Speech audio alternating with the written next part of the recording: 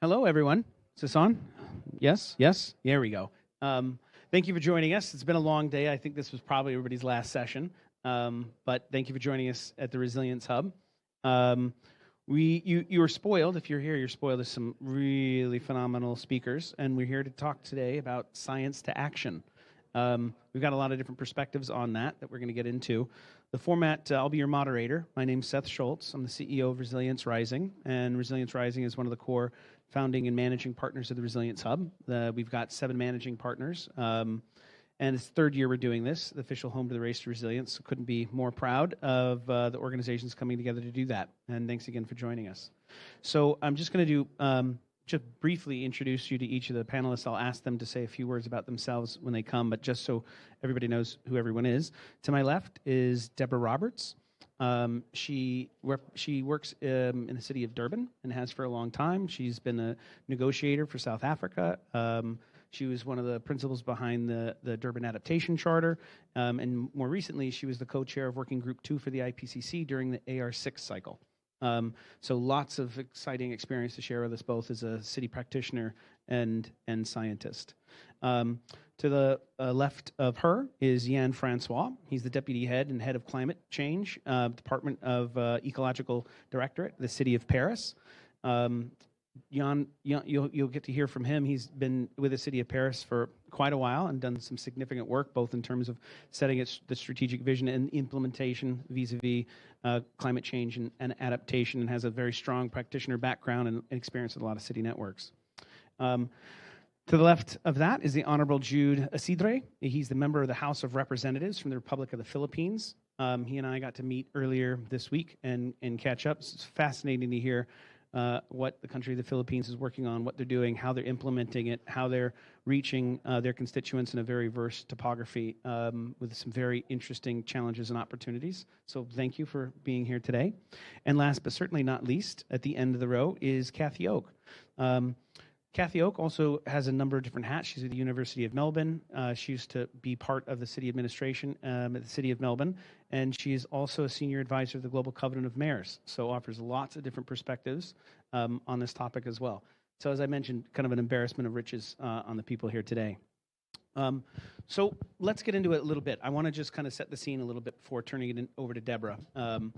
But I think why we're here today in the session is that it is becoming more and more apparent of the importance and the power of science. I think it's very clear now on what the science is telling us of how urgent this is, but we're entering a new era where a lot of the work done by the IPCC and others where up until now, a lot of it has been based on modeling and predictions. We're now entering in an era where the observed impacts and the observable and real data is outstripping the modeled side. And the reality is it's not something that's going to happen far off. It's stuff that's happening now.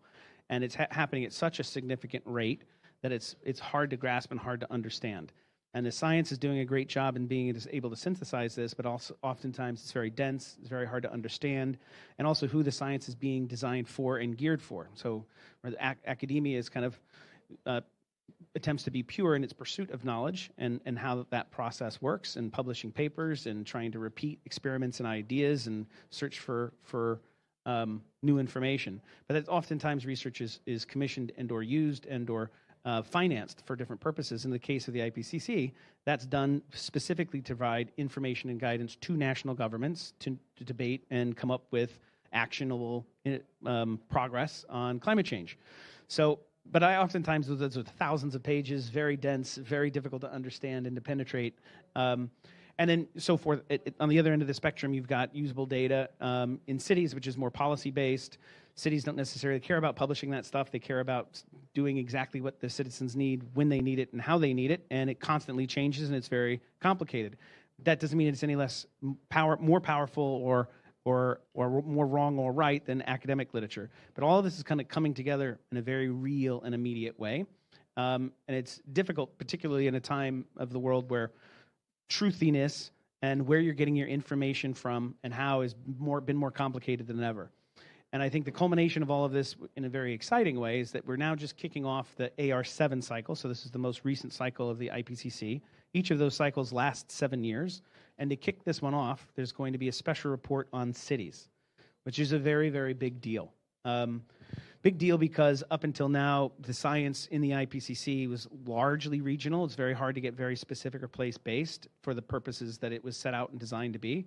And everybody knows if you want to do something very practical and immediate, it has to be very place-based. So it's very difficult to take information and science that's kind of sitting way up at a regional level down to what do we do at a local level. So how do you downscale that information and the variability associated with what places need and why they need it. So we're kind of a very exciting moment of time.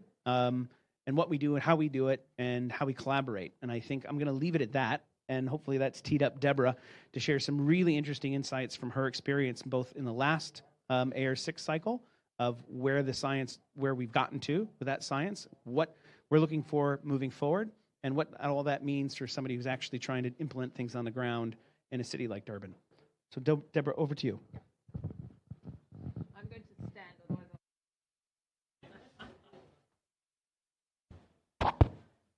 So thank you very much for attending our pop-up session on Science to Action. It's an innovation in the context of this rather formalized process. But you'll see from Seth's introduction that the world of science tends to talk in acronyms, which is one of the first barriers in using science, because once these acronyms start rolling, IPCC, AR6, I mean, what are we actually talking about? And in fact, when I first encountered the IPCC, I thought, well, let me Google it. And if you Google it in Africa, you come up with the Interpentecostal Christian Church. So not terribly well known in the context of the African environment. Yes. And that is a problem. It is a problem because science is an emergent and increasingly important part of the toolbox that decision makers and practitioners need to be able to access. And I don't think we can deny that. And that's why the IPCC was, in fact, set up 35 years ago. It's the organization at the United Nations level whose job it is to provide policymakers with inputs on three things: the causes of human-induced climate change, the impacts, and probably most important for this audience, the responses to climate change.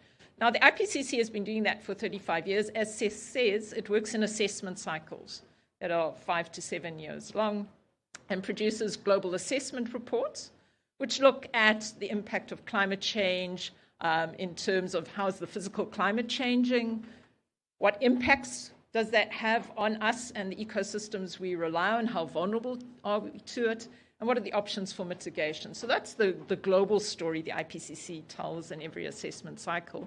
But it also has a tool called special reports. And special reports are specific reports that the IPCC produces around issues of specific policy relevance.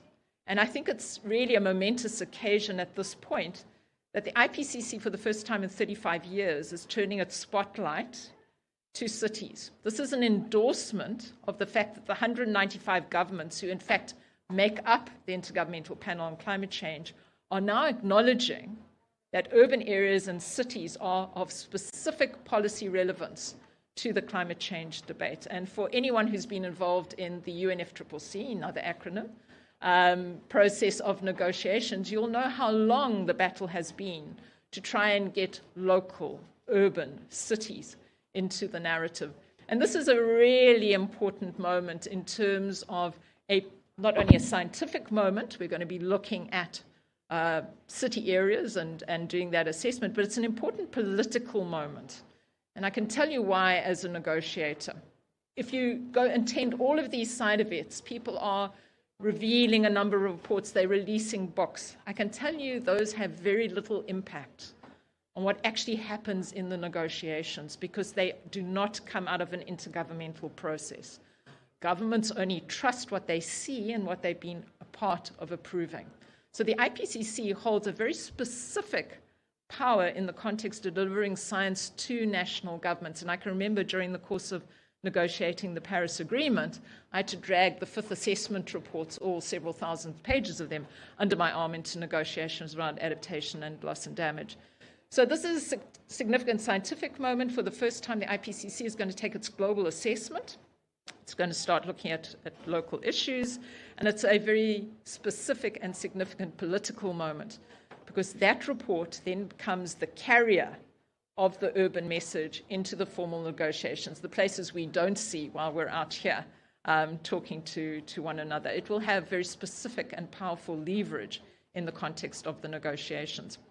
Now, why is that significant at this moment in time? Well, the IPCC, I think totally fortuitously, tends to produce reports that are significant at a particular moment. If you look at the first assessment report produced way back in the 1990s, that resulted in the establishment of the United Nations Framework Convention on Climate Change. So this very gathering is a product of a scientific assessment. They provided the evidence which led to the convention and the establishment of this entire process. Their reports have been significant to the development of the Kyoto Protocol, to the emergence of the discussions around a 2-degree limit, and then obviously was the key informant in developing the Paris Agreement. This particular moment in time is historic because we are in the decade of action. So this is the decade we've chosen as a global society to commit ourselves to moving onto a more sustainable development path. This means that this needs to be the remaining 7 years that we spend actually acting on the ground. And that's really important because this emphasis on action and then turning to look at a local assessment means that we begin to tie together the evidence base together with the people who have agency, the people on the ground who control infrastructure, who control decisions around resource allocation. Economies run through the world cities. The majority of us live in the world cities.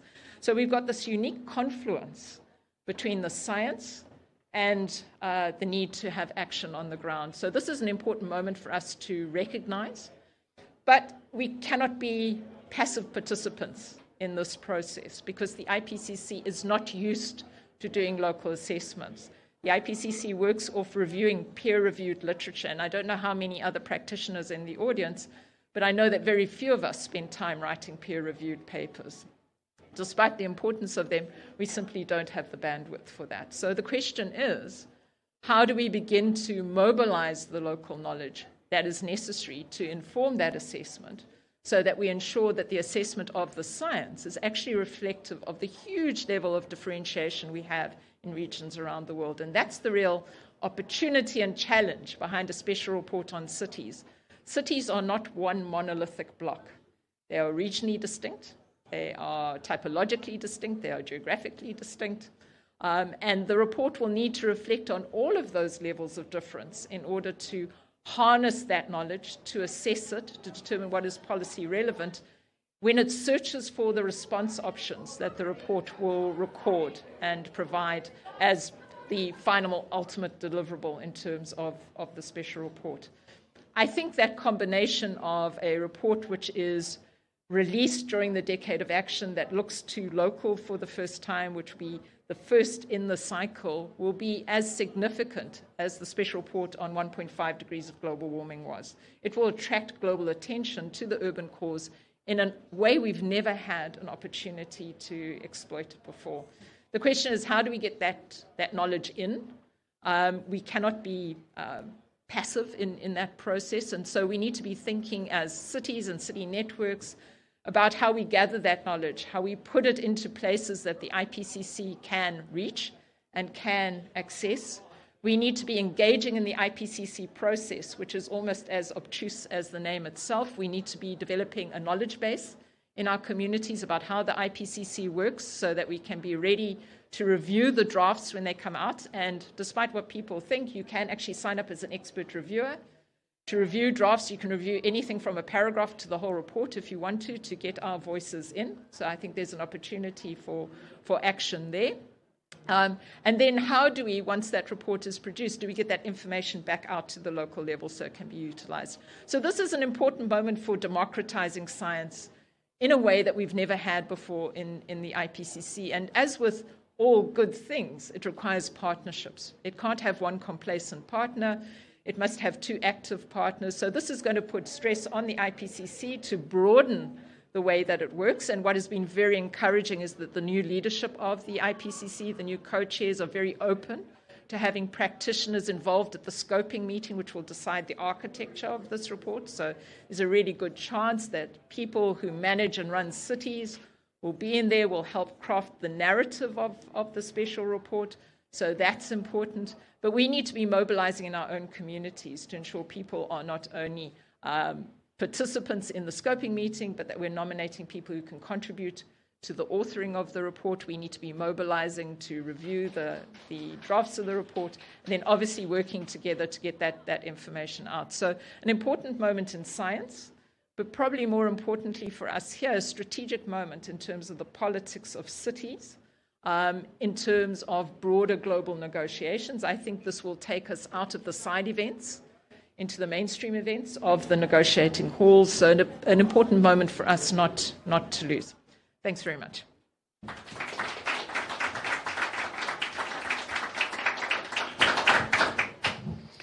Thank you for that, Deborah. And thanks for all the leadership, too, that you exhibited throughout the last assessment cycle in helping position and get cities in the front of some of the kind of most significant academic thinkers in the IPCC on this topic. You spearheaded a lot of this. She was also responsible for me dragging me into this. I got to cut my teeth as a lead author on the special report on 1.5 degrees. But through Deborah's kind of leadership, got to cut my teeth and learn a lot about that. And she's continuing to do the same now, and thank you for joining us today. So, Jan, I want to come to you next. So Deborah set the stage wonderfully for us about the importance of science, how it's being used, the importance of the place-based angle of this.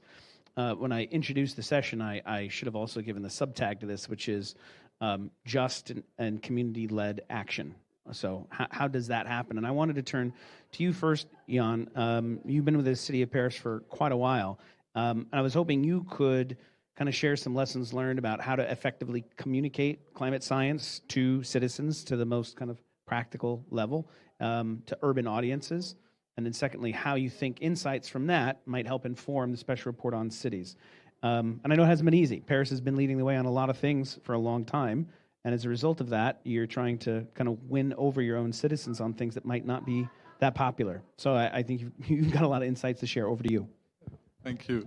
Thank you for the introduction, Seth. It's good to see you again and to be here with such distinguished panel. You know what? To be short, I was born professionally with the SAR, with a second assessment report. I don't know how I found it at this moment. It was my end of my engineer studies, and it was a shock. And I said in my head, I have to convince my boss as a Paris CTO that we have to do something about that. I don't know if you have opened the second assessment report. It's not the same style that now is totally arid. You can think that maybe the charts of the IPCC R6 is not so cool, but have a look of the charts of the 19th. It was not so fun. And I remember that I proposed, my boss has been convinced that maybe you can do something. We're going to go to the deputy mayor to propose, and I wrote my first maybe climate change roadmap, we can say now, a climate action plan. And I remember the meeting with the deputy mayor maybe lasted 10 minutes. First, he said, what's that? I never heard that on the TV show. Climate change, it still exists? No, it was in 1996, 1995, remember? And so I lost my job. Yes, I'm still here, 20 years after. So it was very important because without science, we have no actions and we have nothing to decide and to help decision makers. But we have to translate it and to transform it.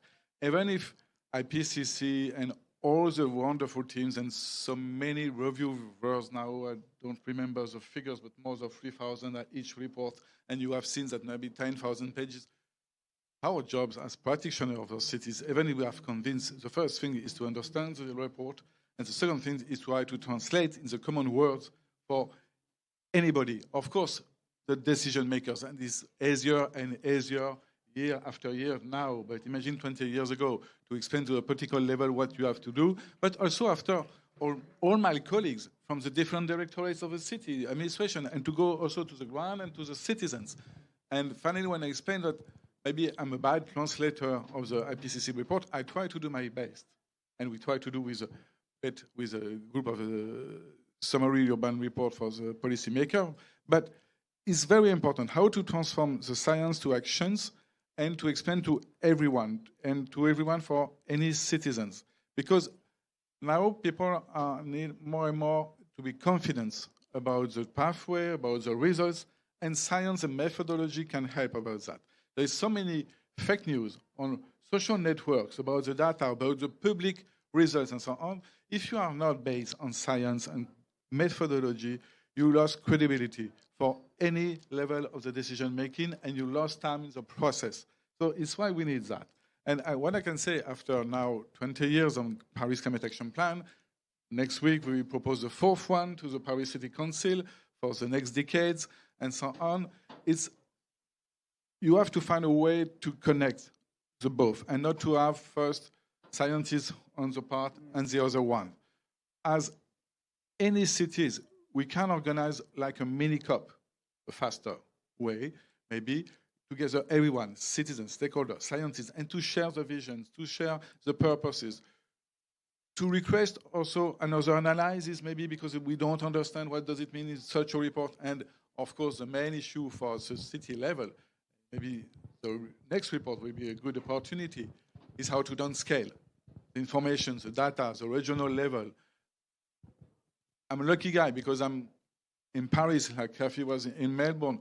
We have a lot of information, university labs. It's not the case on the global situation. So we need also to transfer capacity buildings. And we can connect the both knowledge from practitioners and from city. And to conclude for the next report, what's very important now after 20 years of action for my case, but there is so many now that you have in the Global Convention of Mayors, 12,000 cities engaged that are committed.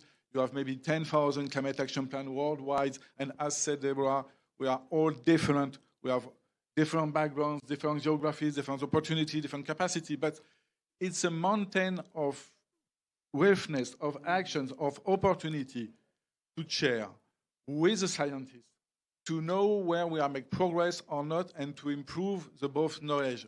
Unfortunately, for our side, we have not official scientist publications. I don't know you talk about that in sciences, but Climate Action Plan is a great literature. It's not an official, but you have to recognize that first to make us recognize in the COP process at the end, but also to understand in the next report wonderful case studies to share where we have to improve the methodology, the base, and to go faster and faster in the decision-making process and to improve the credibility of the both parts, from the scientists and for all the decisions at the political local level, because it's very, very important to get all the social acceptability. For some mayors, you need a very important courage to go face to the citizens to say, I would like to have the bicycle revolution. Imagine here, the General Secretary of Dubai to say tomorrow, no more motorway here, we put bicycle lane. No? Okay? You imagine, it can be brutal. And so to explain that, you need the support of everyone and, of course, the science. Thanks, Jan. Yeah, thank you. Can't underscore enough the 20 years he's been doing, the impact he's been able to have in the city of Paris. They've really come onto the scenes as one of the leaders in the space, and some of the things that they've pushed forward, in some cases very bravely and very boldly. So thank you for that, Jan. And Jan, you actually teed me up for kind of some of the points you're making about how you connect the mini COPs and in your own city, how you connect people, scientists, policymakers together. But you were kind of also touching on the ability, or the opportunity and the challenge associated with all the expertise and knowledge that cities have, but it is largely in the form of gray literature in terms of their plans, which can also be seen by others as politically driven documents, not scientific documents, even though in many cases they are. And it's just as equally important to not downscale the IPCC science to the cities, but also how to upscale all that knowledge into the IPCC process. So with that, I kind of wanted to turn to you, Kathy, next, because your experience, what I want to kind of tease out from you is your experience on the city network side, on that collaboration side, the work you've been doing in particular with GCOM, but how you're establishing kind of a streamlined process for collecting and sharing insights from cities, from science, and how to make them understandable and actionable for a very diverse set of people. So over to you. working now? You can hear?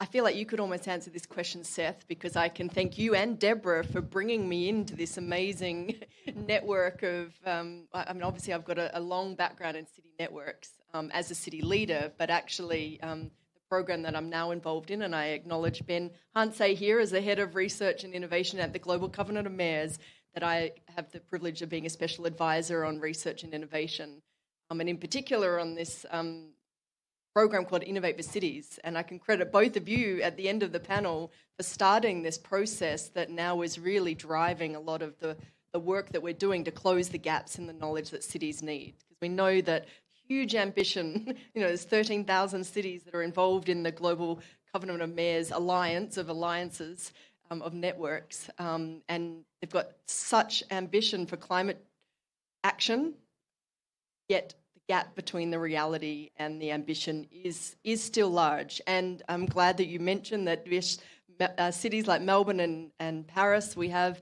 access to great knowledge and great data and great resources, but a lot of cities don't. So I think what's great about the Innovate for Cities initiative started at the 2018 Edmonton Cities and Climate Science Conference was this first gathering of cities and climate scientists together to try and solve this gap together. So I guess in a response to your question about how do the city networks get involved, it's to continue to collaborate, to co-convene, to show that we can actually deliver these knowledge products together. And so those of you that don't know about the Global Research Action Agenda, this first agenda that was pulled together, the synthesis of the gaps in knowledge that cities have to meet that ambition that they have throughout that whole journey of the climate action plans that they've created. This great synthesis at a global level of all of the key themes, the cross-cutting issues, the enablers that need to be achieved through the science, but the important thing is back to the cities to enable this action to happen. What's been happening since 2018, continuing this great partnership between cities and science and all the city networks, is continuing to drive the regional and the local, because absolutely we can have this great agenda with these great themes, but we know that the action is happening on the ground. We know that the context needs to be localised. So how do we make sure that localised knowledge gets into this city's report? How do we make sure that it's representative? It's not just about English-speaking countries. It's not just about the science that's published in English. We need to make sure that South America, that Asia Pacific, that African cities are included in the science. I know that there's thousands of papers written about the cities that over and over and over. We need to make sure that the gaps in our knowledge is addressed. And I think that that's one of the roles that these city networks can play in bringing the science that we know exists in our city practitioners into the science. And just as a good example, to put our money where our mouth is, I guess, leading up to the next iteration of this Global Research Action Agenda synthesis through the Innovate for Cities conference next September in Montreal.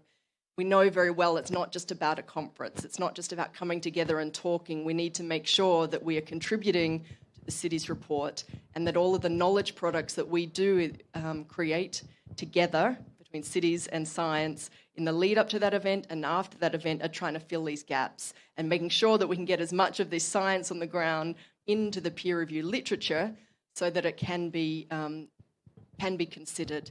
And so we have, one example, I know that there are a lot of actions going on, but we have launched these 2 special issues and they're being convened by GCOM and UN Habitat, and we're working obviously with partners like Future Earth and a range of others to produce 2 special issues, but we're being very clear that these academic papers, these peer-review papers need to have a city author on the team. So we've got very specific criteria, and these papers need to address the gaps that have been identified by the Global Research Action Agenda.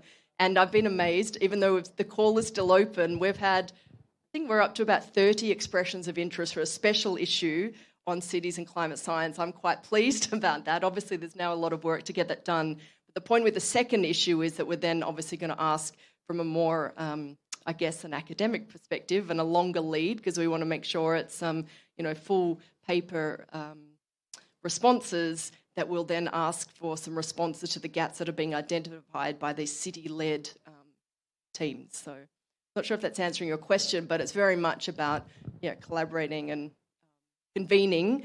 And the only other thing I wanted to point out, that we had this amazing convening of minds with Deborah was leading, saying, what do we do to make sure that we've got some practitioners as part of the next special issue? And in a very short period of time, and I think it was particularly C40, when these are all the mayors in the cities that we work with that are scientists. So I think it's really odd as a scientist myself, even though I have 12 years in a city government, that there's still this, either you're an academic or you're not. And yet we've got so many amazing academics who are actually city mayors and city councillors, so why wouldn't you have them as part of the author team? Why wouldn't you have them as part of the scoping team? And I think I'm just reiterating what everyone has been saying already. But anyway, thank you for letting me have the microphone. Thank you, Kathy.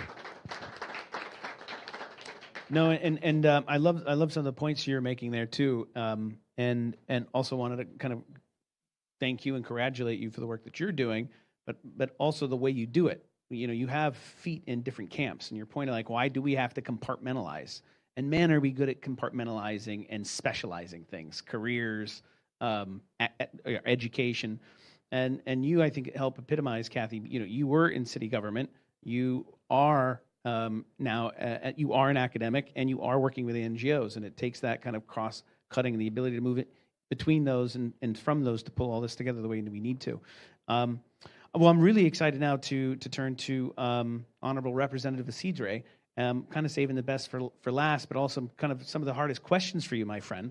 I got to meet Jude earlier this week, and I was really impressed, one, with his story, his passion about government, his journey of working his way up through the ranks, is now one of the senior congressmen in the government of the Philippines.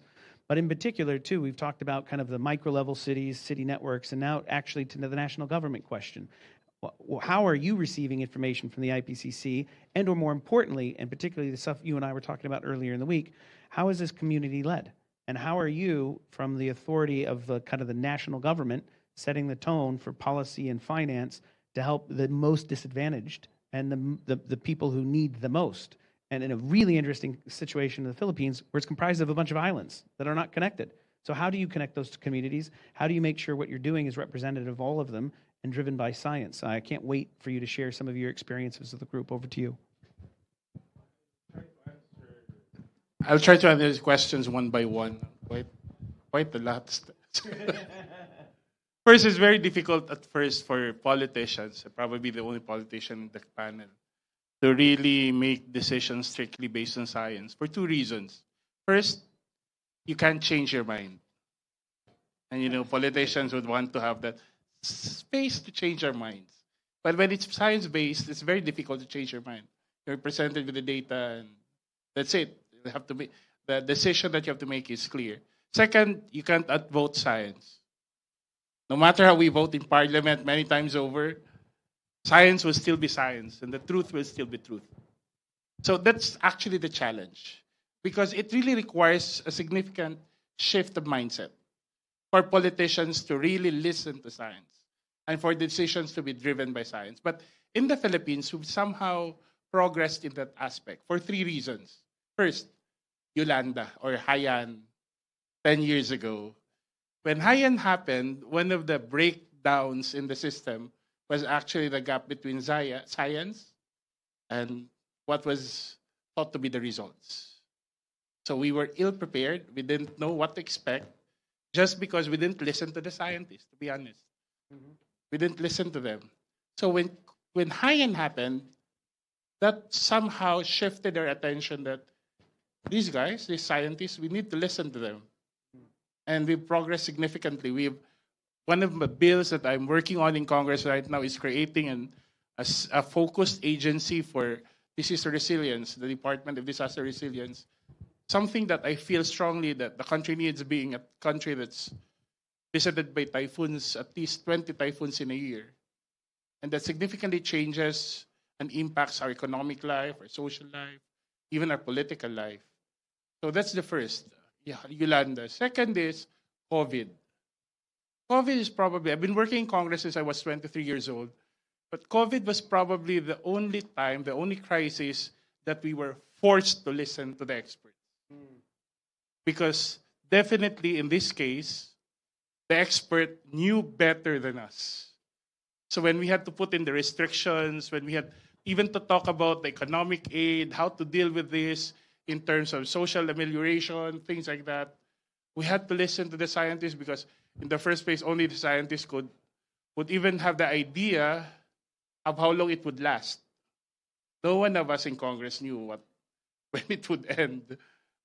But the scientists were guiding us. And I think I wouldn't say the best thing that happened about COVID, but one of the great things, positive things that happened after COVID was there was an experts panel, and that practice of meeting the experts panel of congressmen calling scientists, medical practitioners, listening to them, and actually taking their advice was a significant step towards science-driven decision making, especially in policy development. The third is the fact that the Philippines has a very young population. A third of Filipinos are below 35 years old, and that's also reflected in our Congress. Our Congress is a third of our members are below 35 years old. And many of us use technology. And that openness with technology makes us more open also to science, not just as a theoretical experience, a theoretical concept, but as a lived experience. We use the internet, we use computers, and definitely science has some bearing in policy development, whether it's for adaptation, for resilience, or simply to maximize whatever benefits, social, economic, or political, from whatever science is introduced. And the last thing, and I think this is the biggest offset that has happened in recent years, is that the new administration has actually pushed for stronger science-driven decision-making. This is just for you. If you're interested, you can visit the Philippine Pavilion. We're featuring now a series of computer apps that has been developed by the government, our Department of Science and Technology. There's a compilation of apps from hazard hunters to geoanalytics. There's another app for even the smart planning. You just put all the indicators, and the algorithm will produce based on the location, based on the geoanalytics that's being done and the hazards that are identified for a certain locality. They will produce a resilience plan for a city, for a local government unit, for a municipality. And much of this has been a product of all the three experiences that we had in the last 10 years. And I think that way we are able to communicate to our policymakers not just the importance of science from a theoretical point of view, but also in terms of how it impacts our economy, how it impacts our society as a whole. Even in forecasting, there has been a shift now from simply knowing what the weather is going to be like to how's the weather going to impact populations. And that's very important. That's even if you watch out. I remember there was a time that it was very difficult to ask people to evacuate, especially in our case, because we are islands and many of these communities are actually living on the coastal areas. Before we would even ask the police to come. But now, because of what had happened in the last 10 years, the people already packed even before the police or the local government would ask them to evacuate. Science-driven policy development, connecting science into policy, for me, should focus on three things. First is building systems, whether institutional arrangements or are simply behavioral decisions that are made over time. That's science-driven and science evidenced. That's the first thing for government to understand. Like, for example, in our case, we have already implemented certain, we have passed a few years back the Energy Conservation and Efficiency Act, which required, one of the provisions was to require all government buildings to use LED lightings, simple change in behavior, but that translated into significant benefits to our overall to the impact of the climate. Second is structures. In a country that's just developing, near developed status, the Philippines, our infrastructure has been is less ready for this particular climatic events, and that's one of the priorities now, to make sure that our infrastructure is not only able to resist typhoons or natural disasters, but actually have dual purpose, also saving populations. So you'll have basketball courts that in a day can be converted to evacuation centers. So it's really part now of how we plan our infrastructure. We're also in the process of revising our building code. We're revising all our engineering codes just to make sure that we have improved, built on our learnings regarding resilience. And the third is, I think it's very important, even for cities or for small communities, is making people understand the power of synergy. And I think we've seen it in every disaster that happens in our country. The disaster would come, a typhoon would come, COVID came, it would impact the cities, but it does not only impact the people within the city, they also impact the entire province or the entire surrounding locality, because you also talk about supply chains, you talk about employment, you talk about all these things that impact also the small population centers. So it's very important that we don't think in silos, one city or the other, or one locality over the other, or one aspect of economic, socioeconomic life over certain aspects. But seeing, as mentioned, seeing that connect from the academe, from science, from the laboratory to policymaking to governance, and governance even into business and economy.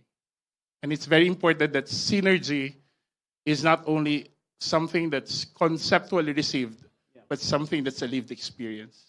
And I guess in the Philippines, that has made our capacity, given our resources, given our experience, a greater capacity to respond to natural disasters and to build in resilience. Thanks so much, Jude. Yeah, I love how simply and directly you put these very complex issues. I loved your line, you can't outvote science. But also the lack of the wiggle room associated sometimes with science and the difficulty that does pose for politicians. I really loved how you framed that, and thanks so much for your leadership and your passion for policy and for government and its role in providing for people. So, Deborah, I think maybe just turn to you for the last question, then we'll do a little open Q&A, and we'll ask people from the audience too if they got any questions for anybody. But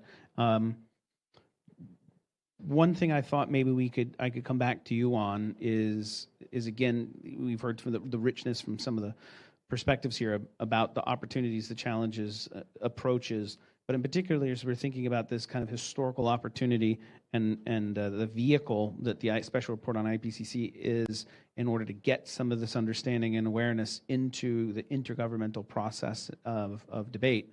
There is a part of this that still, as hard as it is to understand the importance fully and the complexity of local action, there's still a lot of it that you and I have been talking about just this week that is still completely ignored, which is the informal sector of cities. And oftentimes they're not even considered cities, and yet there's going to be more people living in formal settlements than there will be living in cities.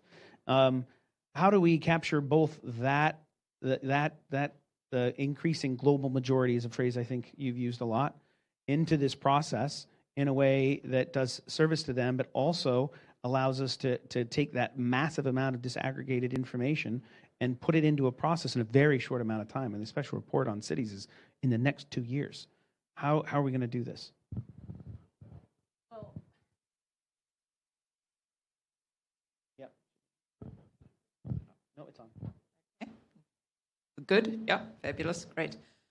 So I think the problem with talking about informal settlements and informality is that they are a poster child, if you will, in the urban environment of a much bigger and insidious pandemic that we're dealing with at this point. So we've spoken about COVID. But my real worry, particularly in coming to international gatherings like this, is that there's almost an invisible pandemic that has dogged this process throughout, and that's the pandemic of inequality and inequity, which actually undermines all of the good work that we've been speaking about, because you might not be able to outvote science, but if you are in a deeply unequal and inequitous society, science simply cannot survive. There is no foothold for science in that kind of society. So the question is, how do we raise those issues? Because those are the lived experiences, particularly those of us from the majority world or the global south, work through every single day. We work in resource-scarce environments, in skill-scarce environments. We work with very high levels of poverty and vulnerability and exposure to increasing climate hazards. And it's that lived reality which is really important to be reflected in the special report on cities, which is why this notion of using, for example, the regional processes that Kathy was talking about, and indeed Jude highlighted the importance of case studies to pull those very personal stories through. Because the one major advancement of the sixth assessment cycle was not only that urban areas were identified as one of the key system transitions that we needed for transformation, but we placed a much greater emphasis on the social sciences. The need to not only understand that there's this invisible gas in the atmosphere that we've put up there, which is creating havoc for us, but that has very real impacts on the lived experiences of people on the ground, taking away, in many cases, particularly in the global south, not only development opportunities in the future, but actually undermining development gains that we've already had. Each one of these extreme events sets us back in the global south significantly. As they become more frequent, we lose the ability to rebuild back better. And so it begins to take us in a backward trajectory in a decade of action where we should be moving forward, where we should be creating partnerships that improve well-being. So it's really important in terms of the overall process to ensure that when we bring data forward, we're not only bringing the traditional data sets of cities forward, levels of service provision and so on, but these real experiences of people on the ground so that we can use them as case studies. Because I know with the informal communities I work with in Durban in South Africa, I can't speak to them about climate change because they live in an existential threat where they don't know where the next meal is coming from. They don't know where healthcare for their sick children is going to be provided. They have no access to clean water or reliable energy. I mean, it's a mockery of the lived experience they have to think that we could cajole them into ambitious climate action because the whole economic system has peripheralized them and pushed them to the outskirts. And so they've responded, and that's why we have informal settlements, by basically saying the city is not working for us. We'll build cities within cities, which is why we have such large informal settlements. And it's those stories we need to bring forward because the science we're looking at is not only physical and natural, it's social as well. And these lived experience, the lack of access to governance, the lack of ability to be at a table to speak about these existential crises, the lack of ability to leverage resources to deal with some of these problems are things that need to be assessed so that the recommendations can not only reflect on the urban heat island and the fact that cities in the urban areas may be 5 to 10 degrees hotter, but the fact that unless you correct your governance systems, you're not going to be able to provide cities that provide a quality of life. And we have a particularly challenging time ahead, and I know there are many in this vast gathering who don't want to engage with this, either from the scientific point of view or from the practitioner point of view. It is almost certain that we are going to overshoot 1.5. And where the science is really clear is that takes us into a world we've never lived in before. Takes us into a world where there will be irreversible change. Even when we come back down to 1.5, things will have changed fundamentally. So we require entirely new toolkits. And that kind of response means that everyone needs to play a role. We need to be thinking about how we mobilize the individual, the family unit, the street committee, the village, each city, each nation under those sets of circumstances. And that's why the lived experiences are really important, because they will highlight the vulnerability, where we've got inequity, and where we need to create social safety nets, because we've moved from the heydays. I can remember way back in 1992 when we had the Earth Summit. Everyone was talking about win-win solutions. We've left that world behind. We're now talking about win-lose. We are walking into a world where people and ecosystems are going to lose, and the question is, what are we going to do about that in the world's cities? What is the toolbox to deal with that? And, you know, the A game now, and in fact, one of my IPCC colleagues has just produced a really useful paper. He says in his paper, the A game is no longer staying at 1.5. It's how quickly can we bring the world back to 1.5? Where do you peak and where do you decline? That's an entirely new policy space that we've never been in before. And that's the real challenge, which is why these stories need to come up, because we're going to literally have to act at that fractal scale, the very finest granular scale, to be able to deal with this world that is coming. And it's a tough sell, this, because the scientists don't want to go there because we're beaten up, because then we're being too negative and creating eco-anxiety. And the policymakers don't want to go there because that's a sense of failure. But I would urge us to be realistic and pragmatic, because there are billions of people around the world who cannot afford to be excluded in a world where we've overshot 1.5. They have so few resources, and that begins to change the discussions around how we finance loss and damage. You know, we begin to talk about adaptation limits. There's a lot of discussion here. You can go to side events around nature-based solutions and ecosystem-based solutions. But the science is very clear. The first things that will suffer irreversible change will be ecosystems. So if you can't rely on ecosystems for adaptation, what then? You've got to rely on infrastructure, but we know infrastructure often generates maladaptation. So you've got this conundrum of problems that no one wants to talk about. So that's why the special report on cities is important. It can bring people through so they're not lost when we look at this complexity of the policy responses that we've got to put in place. Thank you very much, Deborah. So we've got a few minutes left. We have maybe 4 or 5 minutes, and I was hoping for all of you brave people who have come out to join us at the last probably session of COP. I wanted to see if there's any questions from any of you to any of our panelists. I can maybe take 1 or 2 questions if you have them. Yeah, great. Thank you. Yep, right here. If you could just quickly say your name and where you're from, and then what your question is, and then I'm going to take your question plus 1 more, and then we'll wrap up. Okay. My name is Violeta Vajda. I come from Hungary, actually, today, but I work for an organization called the National Democratic Institute, and what we do is actually work with decision makers for better governance and with civil society to meet decision makers like in the middle. So we create the space where they can talk to each other. And my question is, you've been talking about people who don't have access to decision makers, then you've been talking about very good decision makers who do the best they can to serve the electorate. But can you say anything about bad actors, which are very plentiful in my part of the world, where governance doesn't govern, and cities are bent on corruption rather than governance? And that's not a general model. I work mostly in Central Europe. There are some very, very good examples, but you have plenty of examples where decision makers, their goal is not to do the best they can, right? Thank you for the question. Yep, and 1 more, I think, right here.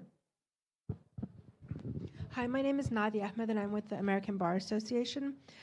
My question is, like, to what extent do you also include, like, lawyers in this process? Because I think it's important in terms of connecting the science to the decision makers. Like, there's a translation process that has to happen, and I think it's important to, like, include lawyers. And so how would you be doing that? Terrific, thank you. Okay, so two quick questions. Maybe not so quick, maybe not so simple. But one, to reframe the first one, is a great question. But there's not just kind of easy paths, easy roads. There's also some bad actors. There's some disincentives, call those barriers, often to policy making and or stability of governance. So that kind of one key question is: anybody have examples of how you've overcome those barriers or what challenges they presented to you? And then two, to the second question as to whether any of you have worked with the legal side and the lawyer side, and anything you'd like to share. Kathy, I see you picking up the mic. Yeah. I was picking it up to share over here. But because I assume we've only probably got about 1 minute Yes. each, right, to Yes. respond. So to your question here, because when you talked about politicians have access to the internet and they've got access to all this information, I'm not sure if this is working, but sorry, it's fun for some reason. Anyway, absolutely, but often it's not the right information, and so this goes to in terms of bad actors, I immediately think of all the disinformation. And so one of the roles that we must be playing is making sure that the correct science and the interpretation and the presentation of the science is accurate and as good as possible. So it links to your question, and absolutely, and when we're crafting these multidisciplinary, even research papers, it's not just making sure we've got a city voice, but making sure we've got the translation of that knowledge as good as possible. So I think, anyway, I've gone over my 1 minute, but I think it sets up a conversation that we were having before this moment, that there's also the onus on the academics, though, and researchers. And I sort of mentioned it before. I don't know how many times a week when I was a City of Melbourne councillor that I had a research group say, I want to come and do a case study on Melbourne. I'm like, we don't need any more case studies in Melbourne. The other, bad actors, I think, in the science community are just doing the same science with the same people over and over again, maybe because it's easier to contact them. The onus is also on the scientists and the academics to go out and get the stories that Deborah was talking about, that Jan was talking about, that you were talking about. So I know that was 4 minutes probably then. No, thank you. Did you want to? Yeah, we'll go right down the line. 1 minute each. Just a quick one. For the governance side, sometimes it's not just the science, but also the overall of the governance structure that you have. In the Philippines, for example, we have elections every 3 years. So most of the time, since there's a typhoon every year, the politicians have to actually respond. It's the system that facilitates that. The downside, though, is that it keeps them from planning long-term. Because you have 3 or 5 typhoons every year. You end up sending gifts, your relief items to the people, spending the money of the local government. That becomes problematic. So sometimes we ask ourselves, what if we didn't have typhoons in the Philippines for at least 10 years, moratorium, no typhoons? We have probably developed better than where we are now, but that's difficult. To the legal side, in the Philippines, we have what we call the writ of kalikasan. It's kalikasan means nature. So in the Philippines, nature can actually sue you. An organization, Wow. a CSO, I didn't know that. can actually represent nature or that particular environment in court and sue someone. So that's part of our legal development as a society, as a political society, in making sure that the welfare of nature, the protection of nature, is also legally protected. That's fascinating. Jan. Yeah, maybe to complete about the legal issue. In France, since last 10 years, any big cities must have a climate action plan by the law, with some commitments and of course In France? in France, Yeah. it's mandatory by the law for big cities. Luckily for City of Paris, we began before, so we are more ambitious than the law. But what is funny, the state obliged the city to have a plan, to commit, and to have some results. But most of part of the results depends also on the alignment with the national and the regional level, and for us to reach European level. And for us, about the energy mix, about the air quality, it depends on national decisions. We can go further maybe in the local issue, and we can't. And finally, some cities in France and so in Europe sue the states and sue the European Commission to say, hey, we are in late because of you, because you don't respect your indices, you don't respect your national strategy. And sometimes we lost, but last time on air quality, we win at the European Court of Justice, oblige France to respect their commitments at the local level too. And what's funny is that the state never answer of course, to European level, but there is now a fee of 100 million a year if they don't respect. And as the state didn't respect that, the cities go to the, I don't know the word in English, the high level of justice influence for the cities to finally condemn the state. So a national court condemn the state to respect the law and to oblige to give any year 10 million euros to the cities to improve their air quality because the state doesn't respect the European law. Wow. So, and more, you have more and more mayor, and the case of Mayor Hidalgo, that won't say, if we can't achieve any commitments, goals or European level or national level, we sue now. It was the case in Netherlands too, and so on. And climate justice can be maybe also sometimes foster or encourage or discourage the corruption one and so on. That's very important also to go to the sue, but to the court. It needs time and money too, and capacity, and that's very important to share. Wow, thank you.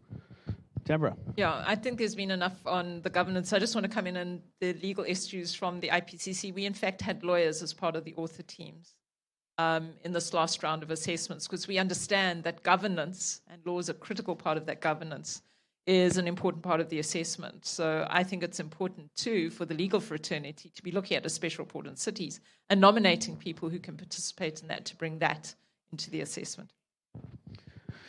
Well, thank you so much, you guys. Thank you for staying with us tonight on this topic, joining us today. Huge round of applause for the panelists. They're fantastic. Thank you for everything they're doing, their leadership, for joining us today. Can't thank you enough. Please keep your eyes on this space. Participate in how you can on the special report on cities for the IPCC, and reach out if you have any other further questions. But this will conclude the session, and thank you very much for participating.